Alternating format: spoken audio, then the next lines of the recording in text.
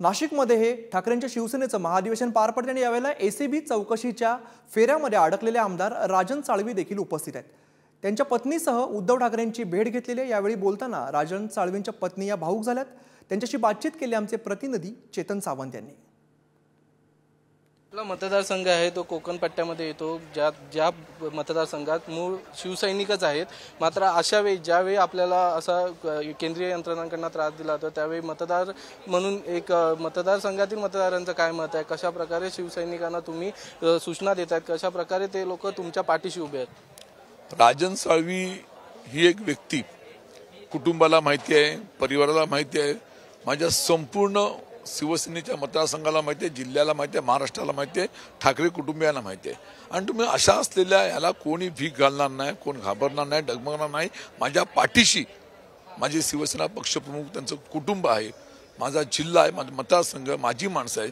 त्या भविष्यातल्या कालखंडामध्ये कोकणामधली शिवसेना ही नक्की वाढणार, आम्हाला विश्वास आहे। नक्कीच आपण पाहिलं राजन साळवी आणि त्यांचं कुटुंब देखील त्यांच्या सोबत आहे। आपण त्यांच्याकडनं देखील जाणून घेऊया, त्यांची पत्नी इथे उपस्थित आहे। कशा प्रकारचं घरात वातावरण आहे, अशा प्रकारची केंद्रीय यंत्रणा चौकशी करते आहे, त्यामध्ये साहेबांचं 9 तास चौकशी सुरू असते, अशा वेळी घरात कशा प्रकारचं वातावरण असतं?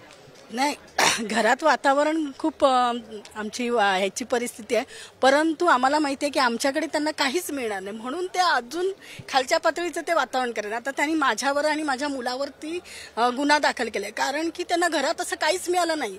कारण की मला माहिती आहे माझ्या नवऱ्याने जे काही कमवलं आहे ती शिवसैनिक कमवली आहेत, कारण माझ्या लग्नाला 30 वर्ष झाली। मी तेव्हापासून त्यांना बघते की आमच्याकडे संपत्ती आहे, पण ती शिवसैनिकांच्या स्वरूपात संपत्ती आहे, अशी आमच्याकडे मालमत्ता कुठलीही नाही हे त्यांनाही माहिती आहे। त्यामुळे त्यांनी माझ्या घराची जेव्हा झडती घेतली ना, त्यावेळी त्यांनी अक्षरशः माझ्या घराचा कमोड सुद्धा सोडलेला नाही।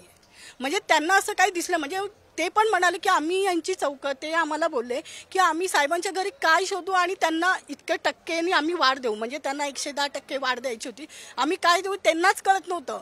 मग त्यांनी माझ्या घराचा कमोड सोडला नाही की माझ्या घराचं डायनिंग टेबल ठेवलेलं नॅपकिन सुद्धा सोडलं नाही।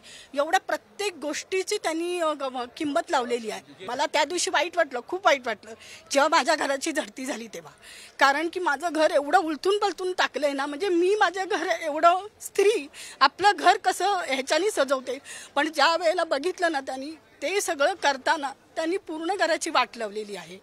पण तरी सुद्धा आम्ही लढणार आणि आम्ही जिंकणारच। कुठेतरी या केंद्रीय यंत्रणेच्या त्रासाला कंटाळून भावूक झालेले देखील आपल्याला ते पाहायला मिळाले, मात्र हार मानत नसल्याचं देखील त्यांनी सांगितलं। आणि उद्धव ठाकरे यांनी देखील त्यांच्या कुटुंबाची भेट घेऊन त्यांचे धैर्य वाढवलेलं चित्र आपल्याला पाहायला मिळालं आहे। व्हिडिओ जर्नलिस्ट प्रवीणसह चेतन सावंत, पुढारी न्यूज, नाशिक।